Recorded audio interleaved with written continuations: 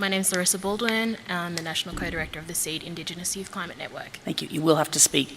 Unfortunately, I know you're sharing a microphone, but you'll have to huddle and speak into the microphone. Okay. Otherwise, it doesn't get picked up, and the acoustics here are a bit echoey. Okay. Thank you.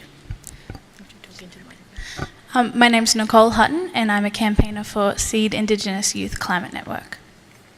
Thank you. My name is Jordan Wimbis, and I'm the grassroots organiser for SEED Indigenous Climate Network. Thank you.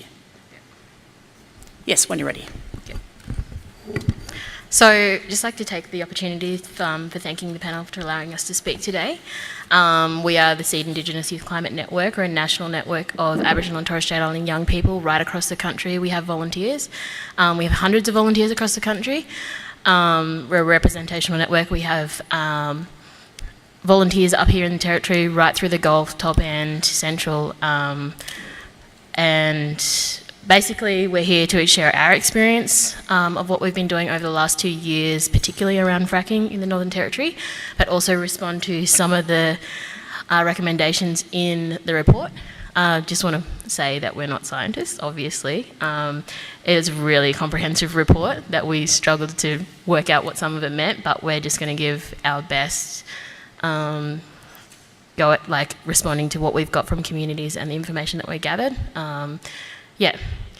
So I guess to start off with, we're a climate organisation, and for us, the reason for working in the Territory was knew the footprint of the proposed fracking. And for us, I know that the inquiry has said that the increase and talked about the risk levels and that but for us, we really believe that this is going to blow our carbon budget, and we do believe that we should be leaving all new fossil fuels in the ground. When you look at just the emissions to come from the Beetaloo Basin, in terms of where Australia needs to be in terms of taking responsibility, we really believe that we can't be opening up the Beetaloo Basin, and we know that that's just one of the basins that frackers are looking to getting gas from. For us, I guess, and when we read the report from the inquiry, I'm not sure if it touches on really the human impacts of climate change. For us, living in remote communities and families living in remote communities, when it gets too hot and we deal with an increase of temperature, people die. People get cut off when we have extreme weather events. You might have seen this year in communities across the Territory that not only did people get cut off from water because over the last 2 years we've had unprecedented wet seasons, in some communities they weren't even able to access money on their basics card. So it meant they weren't able to buy power cards, they weren't able to buy food. You know, if our wet seasons are going to keep changing and keep getting longer, we seen last year places in Borroloola got cut off from the health services because they were on the other side of the river. Climate change does impact people first, Aboriginal people first and worst. Even the CSIRO says that in Australia it will impact Indigenous communities because of where we live. And we know that methane is one of the most potent greenhouse gases. And so what we ideally would have wanted to see, and we know that this is a scientific report, but there is a human cost to climate change that our communities will bear the brunt of. Yeah. Awesome.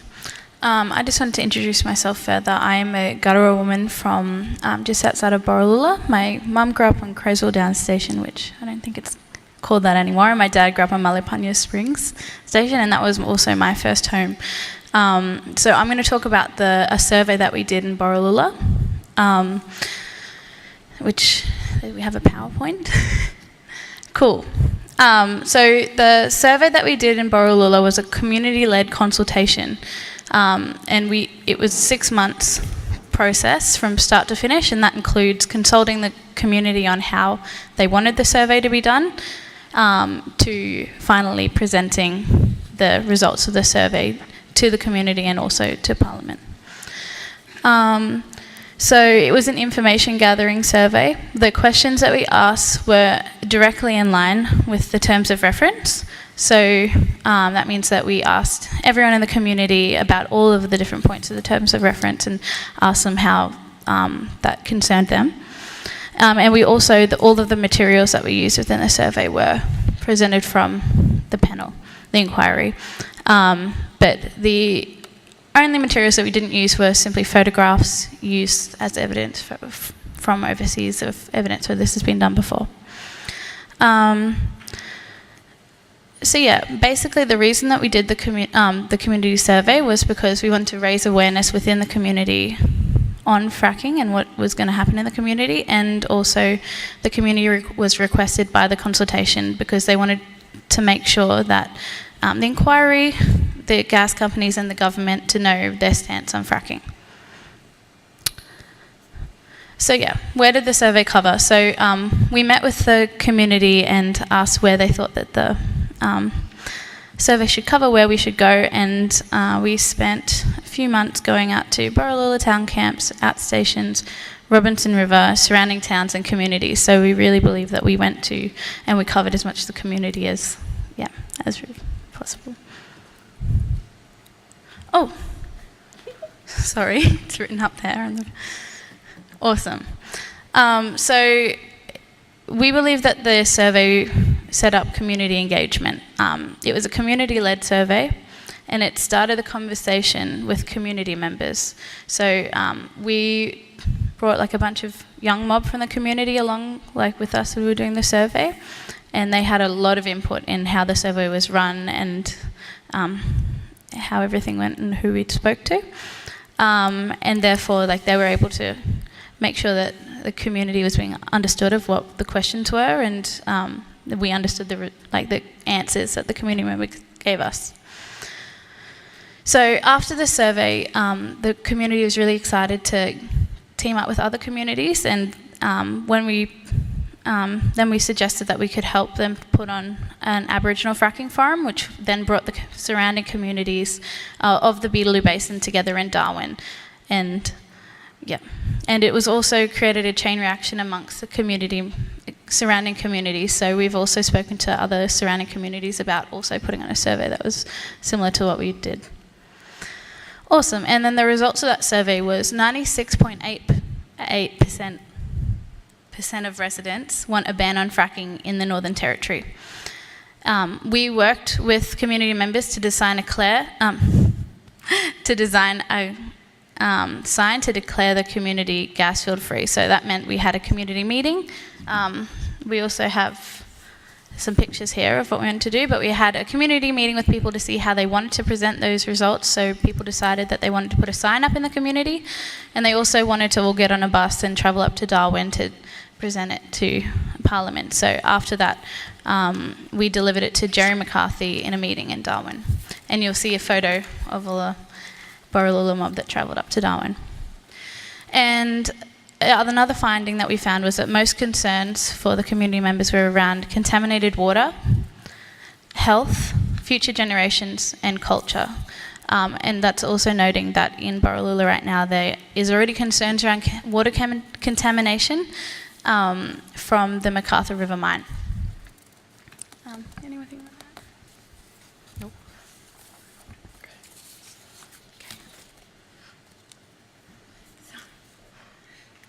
Do you want to go through, play the video?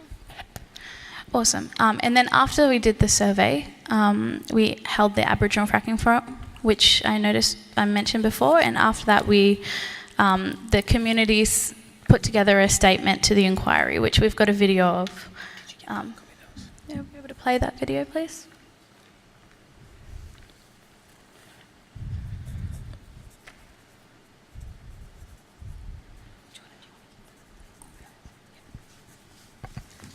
Jordan will now hand out the statement and also pictures from the presentation of the statement at Parliament. We have come together to take stand against fracking, and we say no. We don't want fracking on our country. We are concerned about fracking on our country. The damage to our water, our country, our dreaming, and our sunlight. This damage will be irreversible. We don't want to see our rivers and waters poisoned We want to be able to fish, hunt, gather bush tucker and bush medicines, now and for all generations of people to come. We have been told lies by gas companies telling us there will be no impacts, that there will be one or two frack wells, not a gas field with hundreds or even thousands of wells. Other states in Australia have banned fracking, and so many nations around the world, because it's so risky. We refuse to be lied to anymore. We know that fracking will bring chemicals that will contaminate our water and damage our health. Drilling in one area has a bigger impact than just that place. It will damage neighbouring language groups on country and the entire water system. We want our water to be clean and healthy for all of us. People and country are one and the same. Any damage to our country impacts us, our identity and who we are. We will not be divided by others who do not understand our law of other land. We will stand strong and stand together. We will do what it takes to see a permanent ban on fracking. There will be no sacrifice zone.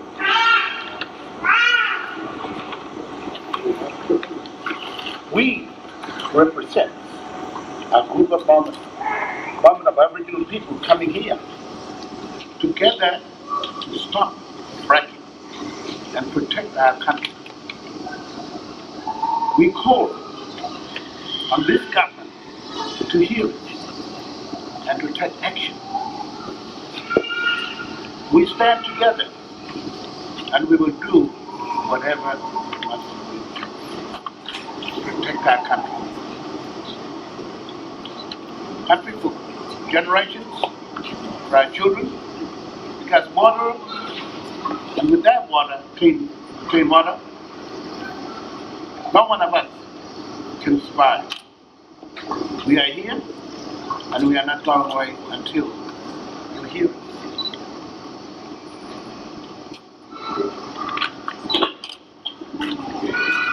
it.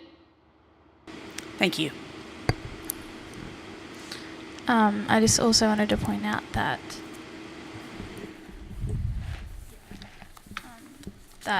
the person in the blue dress in the background was Selena Yubo that came down to accept the submission, and then it was also later read in anti-parliament by the member from Nhulunbuy. Thank you. Thank you very much.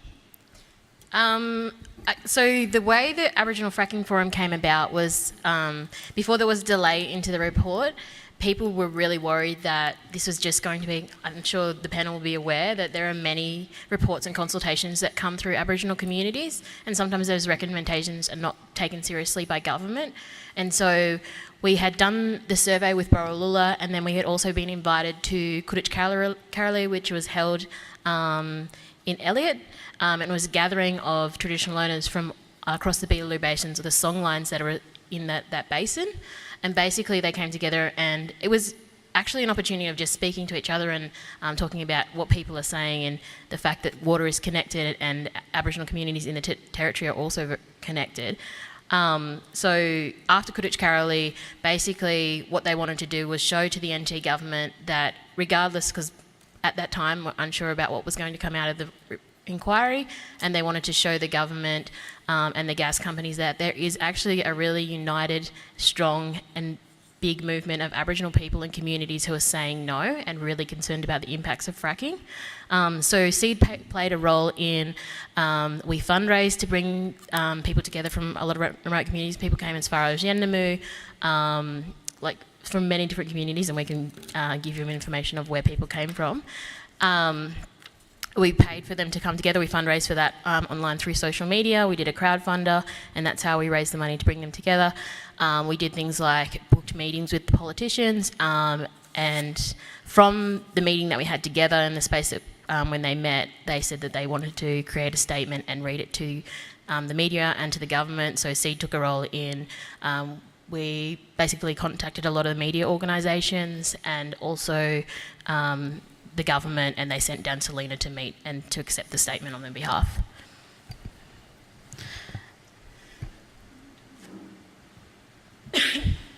Yeah. So basically, we just wanted to present that to you because we feel that the overwhelming community opposition to fracking has not been accurately represented in the report. We believe, like being on the ground and speaking to communities, especially communities in the Beetaloo Basin, that there is very little community support for fracking, and that that the strong opposition wasn't entirely written about in the report. Yep. And so over the last 2 years, SEED has done over 62 community visits. We go into some communities for up to periods of 10 days. And our job there is, what we see as our job is just to talk to people and hear what their response is and how they feel about fracking. We've had thousands of conversations over the last 2 years, so we feel like we have met communities where people have been, where we have seen people support fracking.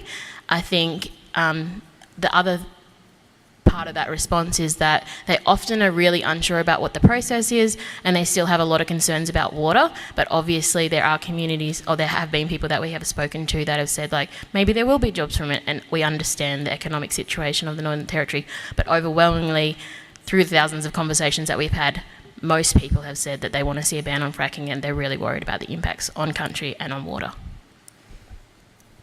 Oh, sorry.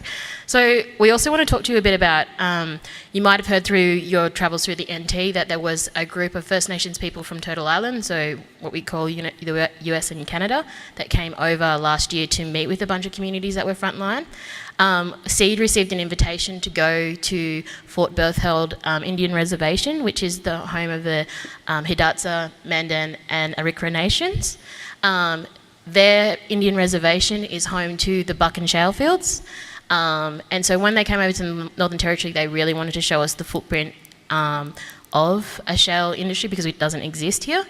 So we went over to Nicole and I went over to North Dakota just recently and froze. It was very cold over there.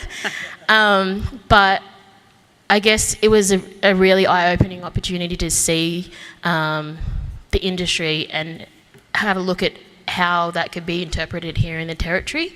I just want to make mention that in the Buchan shale fields, they are there predominantly looking for oil, and that's what the companies are there trying to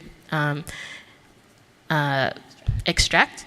With the shale gas, they flare the shale gas, which has to come out first. They flare that 24/7, 365 days a year, and they've been doing that fracking process for the last 10 years. So while the companies are not looking for the same thing, there are some places now where they're trying to capture the gas. They've set up processing. Predominantly they're looking for the shale oil. But in terms of looking at the footprint of a shale field, it was really eye-opening to us in terms of knowing that, and also they have like 13,000 wells over there, and they have, Jordan's going to hand you out a bunch of stuff that was handed to us and we'll explain what it is. They have 13,000 active wells on their reservation, and they also have a 98% success rate of hitting mineral. So they have a really huge industry of so when they drill, 98% of wells have, they can extract oil from and gas. For us, I think the biggest takeaway for us was actually the footprint of the industry. We heard stories about, over the last 10 years since they've moved to hydraulic fracturing, that the increase of trucks on the road in a small community that's probably around the size of Borroloola in terms of the township, but the land area is much bigger. Over the last 10 years, they had 46 members of their community die in collisions with trucks. And that is something that they are constantly dealing with, and are dealing with that constantly, being in the state of what we would call sorry business. It has a huge impact on their community. Also, the footprint of the industry, just seeing that you actually can't, shale gas wells are drilled where they can extract oil, and just like we could see a shale gas, the rig here, and then literally houses 200 metres away. So it was just like there was popped up all over the landscape. And thinking about somewhere like the Territory, like how do you determine where these wells are going to be drilled? And this is also something that we've heard from communities talking about, they're worried about it being drilled around cultural sites and sacred sites and that sort of thing. One of the things that we heard from the people over there was in terms of finding areas of cultural significance and there being drilling next to it, they have had no end to the fight of trying to stop frackers to stop fracking while they can try and get the use the EPA and the different Department of Indian Affairs and that sort of stuff to get the drilling and the fracking to stop when they've identified a culturally significant space, which is, for us, with the gas companies saying that they can do that process and do that cultural, heritage looking where they're going to go and put drilling rigs and that sort of stuff in the process, and to knowing that another First Nations community has experienced a lot of turmoil in trying to get fracking companies to stop business when they've hit culturally significant sites, and the fact that in some cases they weren't able to do anything about it. Do you want to add anything?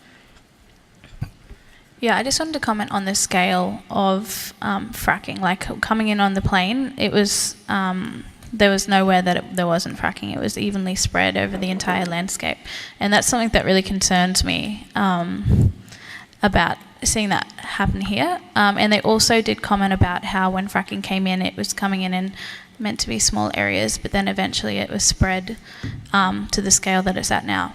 And that really concerns me, as that's something that has been proposed as a possibility, that it's put to a small area. But yeah, seeing what's happened over there makes me concerned. So also just want to, when we went to Fort Berthold, we met with a citizen action group called Power. So the Power is Protectors of Water and Earth Rights. They're a citizen action group, and basically they were set up because they were concerned about the impact of, basically there was been an increase of respiratory illness and also cancers in their community, coupled with all the deaths that they'd had from the on roads and that sort of thing. So they've done a bunch of research. Two of the people that are leading that organisation are scientists, and they have their own university on Fort Berthold, and so they basically gave us this information to give to the inquiry. There's a map that they put together, which is actually the footprint of the industry, and then there's some information about brine spills, which is frack water spills that they have had hundreds of.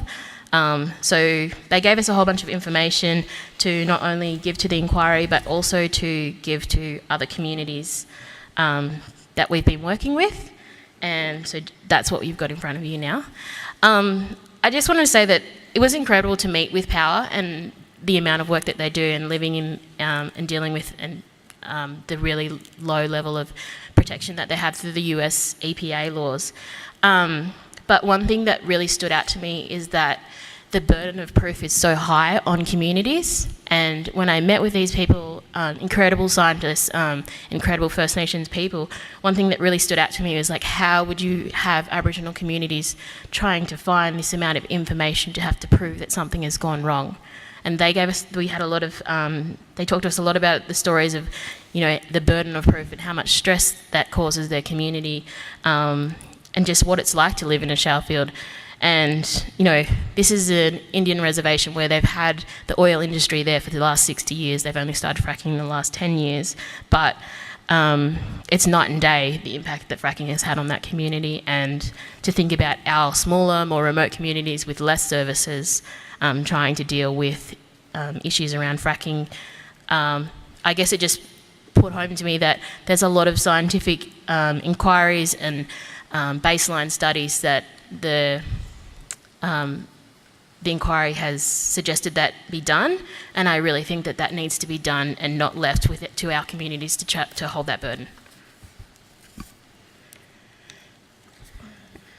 And while we were over there, we spoke to a lot of people about the health issues that they've seen in their communities, and there are families that have been seeing higher rates of cancers than what should be normally expected, like most people in their family getting cancer, and then them thinking that maybe this is normal until they do some more research and find out that it's not normal. And there are also members of the community that are getting the same illnesses that fracking workers are getting. That's just from living in the community.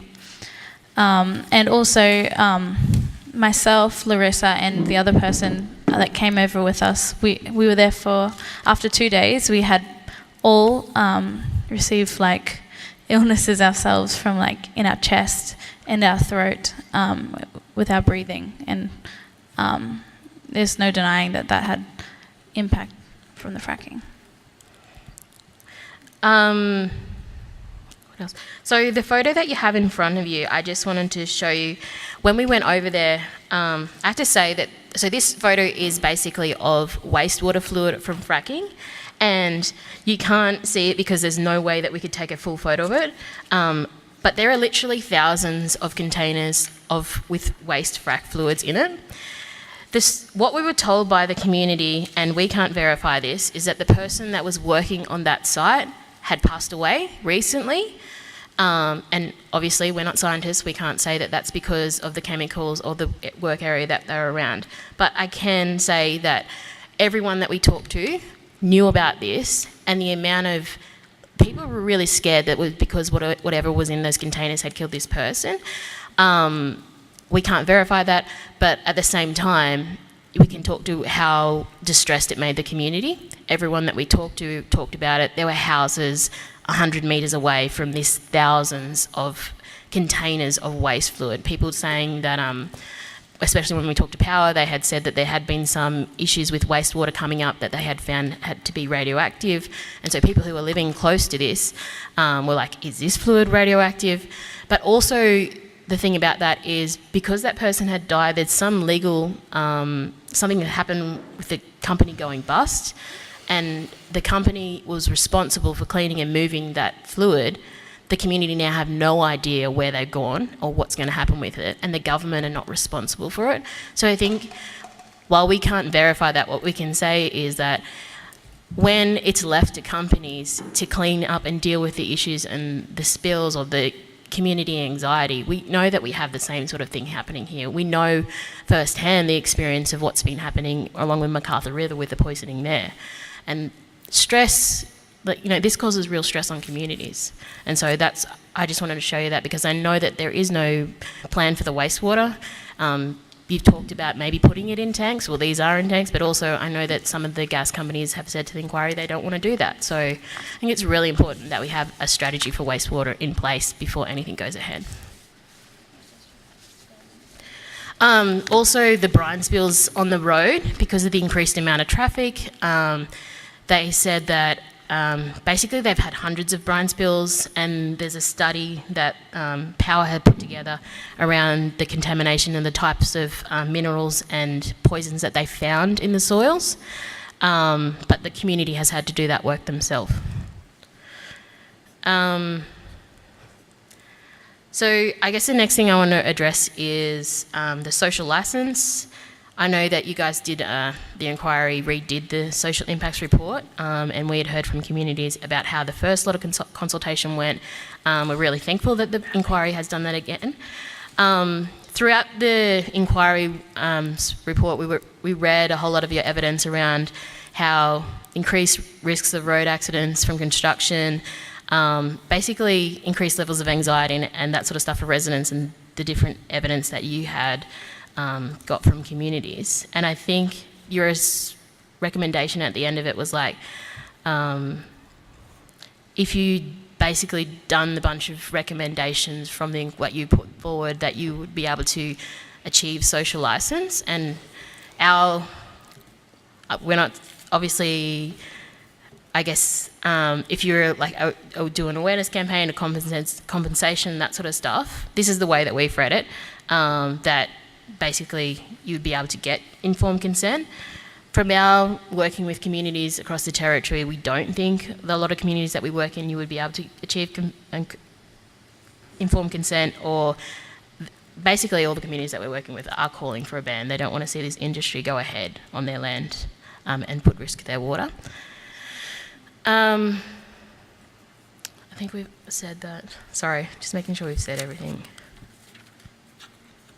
Yeah, I think the other thing that through the process of saying that whether or not fracking goes ahead, we really feel like that a lot of the science and a lot of the testing that like baseline water studies needs to be done before and not by the industry.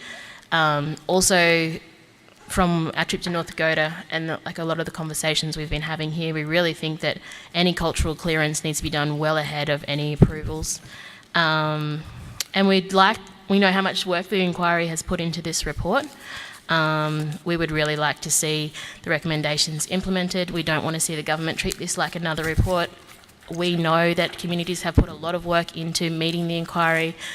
We have driven thousands of kilometres to bring people to meetings, and we would really like the government to take this report seriously. I don't think we have anything else to add. That's it? Yeah, that's it. Thank you very much for yet another powerful presentation. With the Barlula survey, is it possible to get hold of the questions you asked and the answers, or Yeah, at least the we percentage of absolutely the answers? can. It was So I just- think that'd be quite informative to Yeah. us. We just didn't have it on this computer, Okay, so we no, couldn't sure, print great. it today. Yeah, but we'll great. send If you it. could send that through to the Yep. task force, that would be fantastic. And just, I hear what you say about the social license chapter. I do, and you're certainly not necessarily, you're not the first presenters to have said that. And we will look at that again. I'm not sure we went so far as to say, oh, look, if all these steps are undertaken, then, hey, presto, there's going to be a social license to operate. Yep. Far from it. I mean, most of those steps revolve around trust between communities and government, trust Yep. between communities and gas companies, that's something that has to be earned, and Yeah. that's earned over a long process of time. And as you've rightly pointed out, there's a very long history, I think, of why that trust is, everybody tells us, Yeah. non-existent at the moment. All manner of legacy lines, in and around Baralula and elsewhere in the Northern Territory. Yeah. So, And absolutely, if that is our interpretation, we don't deal with big documents like the reports and that sort of stuff, so that if our interpretation is wrong, we fully take that on. No. I'm not saying that at all. I think your interpretation is as I said, I'm not saying that at all. And if it was presented that way, then I think we have to go back and have a look at that. And there are a few places in the report that we have to go back and have a look at sort of the way that the information is presented and what we've said, and better reflect the views of community. We absolutely accept that. You did say that you felt that the views of the community weren't accepted enough, or that there wasn't a strong enough statement of opposition.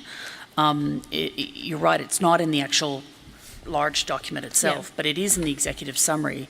What would you like to see in the draft, like the final, in the final report, obviously rather than an executive summary? What would you like to see?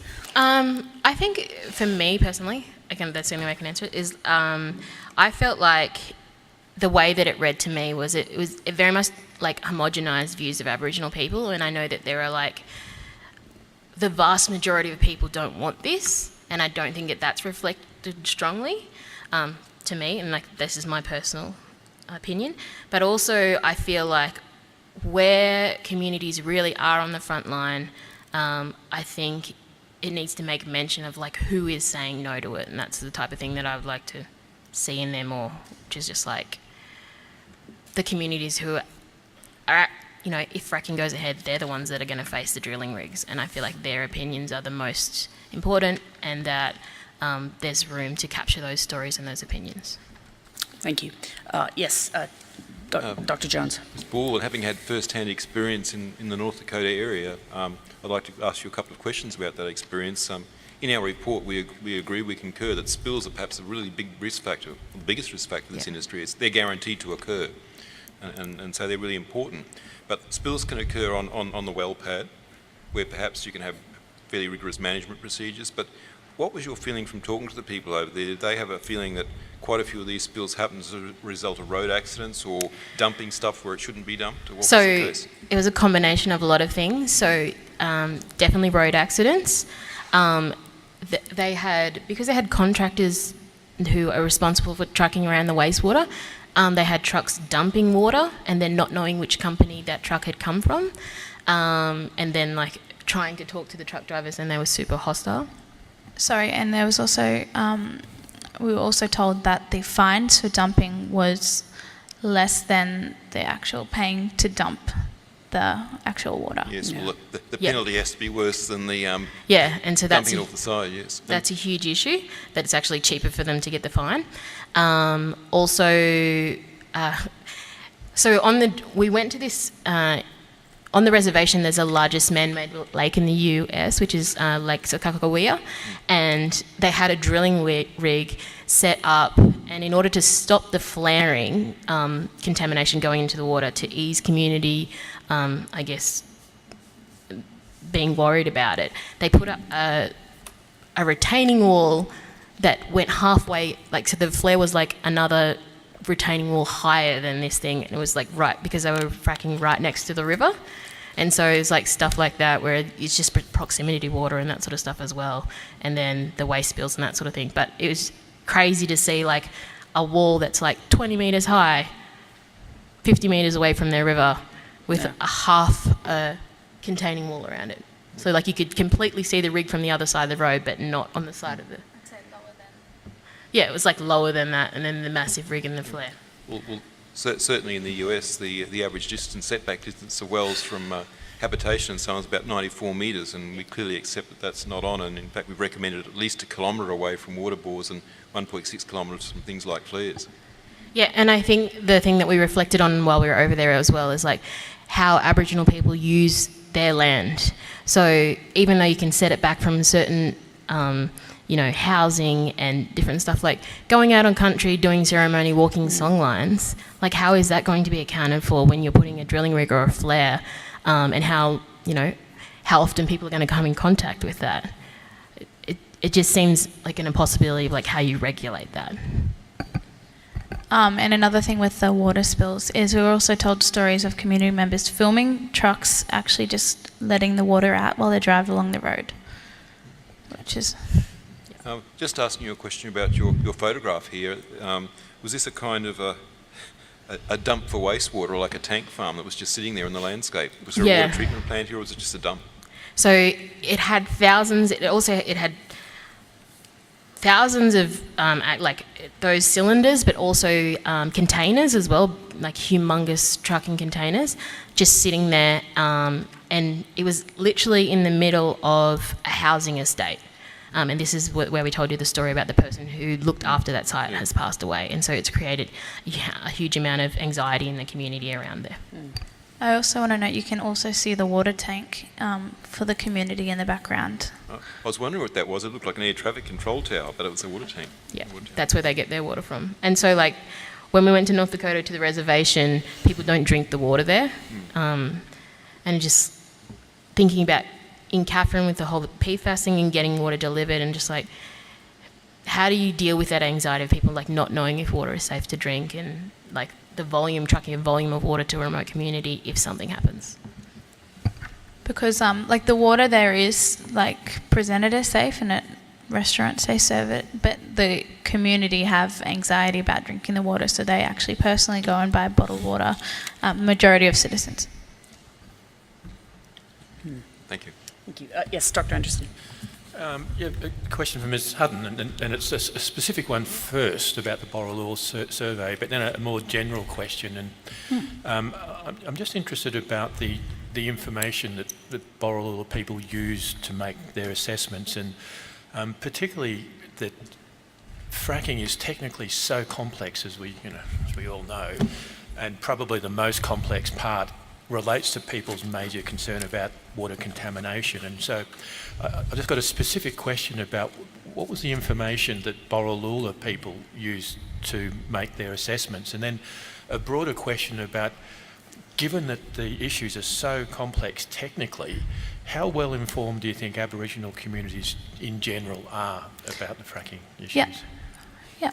So we used the information that we'd received from the inquiry, so the plain English part. So we talked people through that, and we also there were First Nation people that came over from Turtle Island, actually did visit members from that community, and explained a lot about what we just explained to you as well. Do you want to comment as well? I think to comment on like how informed, not informed enough. Some of the people we talked to is the first time they've heard about fracking, but the first time they've ever had it explained to them. Yeah, so, and that's usual because even though the inquiry I know has visited Borroloola and places like that a lot, people live on homes, on outstations and that sort of stuff, so they don't see that level of information. And the government doesn't take the information, the gas companies doesn't take the information to people. Whereas we had young people from Borroloola going out into their own community, so yeah. And then just a follow-up, do you have any recommendations to us about what would be the best way, the most effective way of informing Aboriginal communities? I think you just have to meet people and talk to them and explain the process of what's happening. And I think we've said that from basically when we've met with the inquiry before, is that the information that is used, like we didn't have any better information than the inquiry's plain English version of stuff to show people, and diagrams and that sort of stuff. We had gas companies coming out, we knew through the stories that we've been told to people that, you know, they didn't have translators, they didn't have diagrams, and it's an incredibly complex thing to explain. And also, like, I feel you have to want to explain it to people as well. And I think that young people in their communities really had an agenda about wanting their old people to understand what was happening, whereas a gas company just wants someone to sign something and they don't really care about how many people understand what is going on. I also want to add that I don't think that holding one meeting in the middle of town and putting some posters up is enough to engage the entire of the community, because not everyone is seeing and hearing about these meetings that are happening. I think us being on the ground and going out door to door and knocking on every house more than one time was the best way that we could reach majority of the community. Yeah, no, I have to agree. I know there's got to be a direct correlation to the number of people who turned up to our meetings and your activity on the ground. And when you were not able to do that, then we certainly noticed the difference in the numbers. Yes. Anyone else from the side of the table? Okay. Yes, Dr. Beck. Yes, thank you very much for your comments regarding human health. We, as a panel, take the issue of climate change science very seriously, the issue of global warming, and we will certainly be having something more to say in relation to the health effects from climate change in the report, so that is duly noted and it aligns with other comments as well too. So thank you for that observation. Just another question. From your visit to North Dakota and your discussions with the Indian communities there, did they give you any insight as to how they might exercise greater control over development in their lands in the future? Do they provide some insights that would be useful learnings for both you and for us? I think that one of the sad things was to hear from them personally how much their laws are being weakened at the moment, and what they do is just literally investigate everything. And whenever there's a hearing coming to North Dakota, or whenever there's any politician coming to North Dakota, they get together, put together all of their stuff and go make submissions, go to inquiries and that sort of stuff. That's all they can do right now. They're trying really hard, but obviously the political climate in the US is really hard for them to deal with, especially when the current president is currently trying to increase production in North Dakota. One of the really big takeaways that they had, and that when we had Candy, she came over here and she met with people. Yeah, she said that, and when we were there, a lot of the old people, they were like, if they had an opportunity to say no and not sign the deal to fracking, they wouldn't have signed it because they didn't know the information to say yes to it, and they wouldn't be dealing with the impacts that they are now. But they're still doing incredible work, and a lot of the work that they're doing is actually just bringing their community together and working with their own community, because they're dealing with multi-billion-dollar companies and a government that wants to, have this oil and have this gas. So, yeah, a lot of the stuff that they're doing is more around engaging with their own communities and making sure that even if it's just them hearing the concerns around their air quality and that sort of stuff, that their community is engaged in the discussion. Thank you. Yes. Professor Hart. You made the comment that there's a need for further information wastewater management strategy. Did you have any specific? I presume you're talking about the Beetaloo, the fields that are suggested at the moment. If government lifts a moratorium, they'd go ahead first. Do you have any specific thoughts about what you think is needed? Well, I think it's crazy if fracking goes ahead, but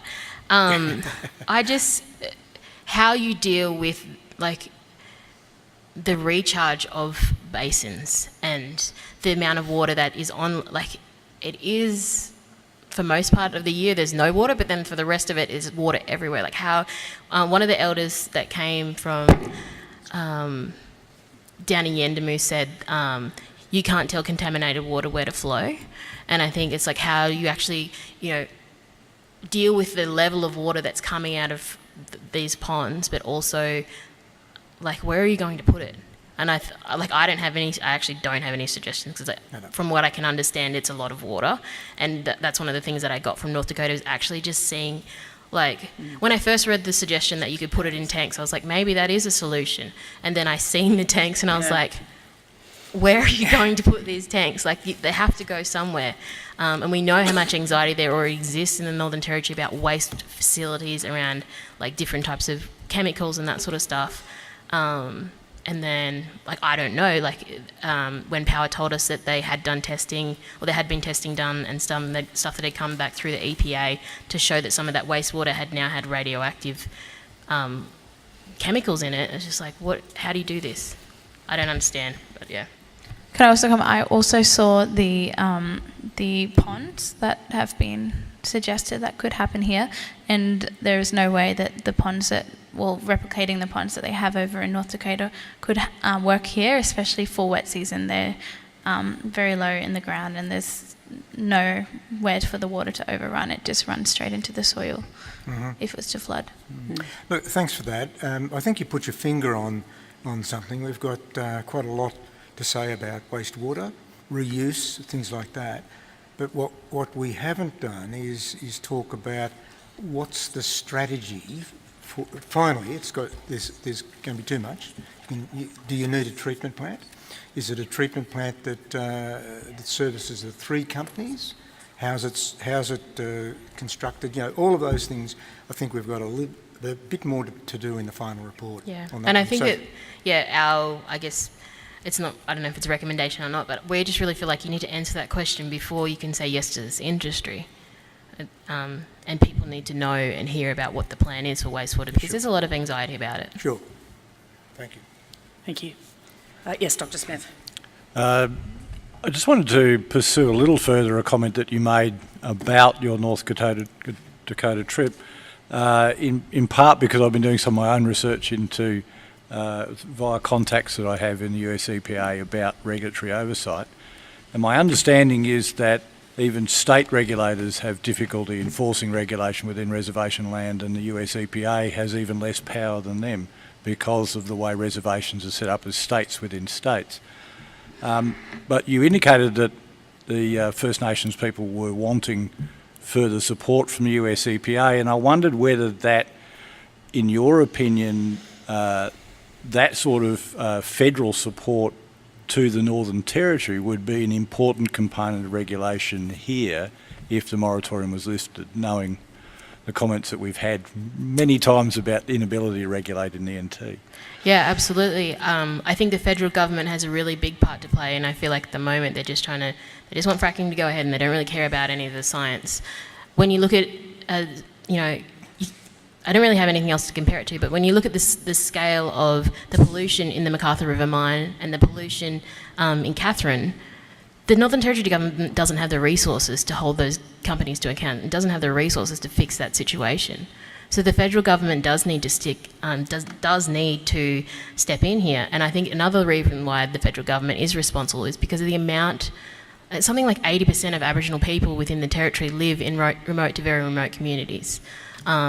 And if there's nobody holding the Northern Territory government to account, then we live with contamination. Do you know what I mean? Or nothing gets done to fix things. We live in the housing that we know needs to be fixed up, like all this sort of stuff, unless the federal government has to be held accountable to it. So I think they have a big role to play.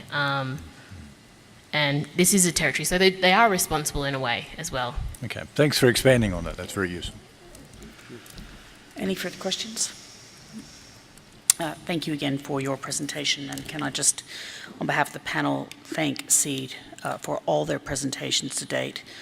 You've always presented in a well-prepared, diligent, and most importantly, honest fashion. It speaks a great deal to your organisation as to the credit of your organisation as to the manner in which you have chosen to interact with the inquiry. We're very grateful for it. The reports and the final report will be much greatly strengthened as a result of your participation. Thank you very much. Thank you.